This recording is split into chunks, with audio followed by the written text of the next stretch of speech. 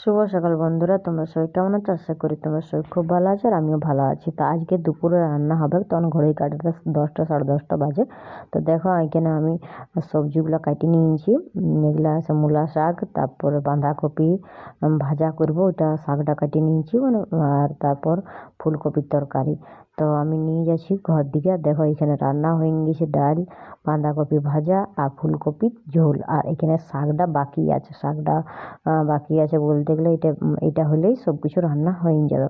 তো আমি ভাবলাম, বাবা বলছিল যে আমি খাবার খাবো, তো ওটা শাকটা পরে দিলেও চলবে। তো দেখো এখানে আমি নামাই নিয়ে দিয়েছি আর বাবাকেও আমি মানে সব ভাতে থালাতে দিয়ে দিয়েছি, কারণ ধরো বাবা বলছে আমি খাবার খাবো। তো দেখো এইখানে আমি সব কিছু বাবাকে দিয়ে নিয়েছি আর শাকটা বাকি আছে, শাকটা বলি পরে না মানে পরে হইলে খাইতে খাইতে আমি দিয়ে দেবো।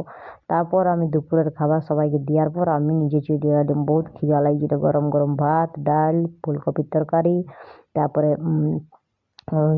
কী বলে মূলা শাক ভাজা, আর এদিকে আছে বাঁধাকপির ভাজা। তো দারুণ লাগছিল আজ খাইতে। মানে সোমবারে, আজকে হচ্ছে সোমবারের ভিডিওটা করছি, কালকে যাবে মঙ্গলবারে আপলোড করব। তো এত সুন্দর লাগছিল না খাইতে, মানে মাংস মাছ কি করবে, ফেল হয়ে যাবে এত সুন্দর সুন্দর তরকারি, মানে শীতের দিনে। আর আমি সব তাড়াহুড়া করে রান্না করলাম অবশ্য। তো সে আমি খিদাতে মানে অনেক খিদা লেগে গিয়েছিলো, সেই মুড়ি আর চা খাইয়ে আছি।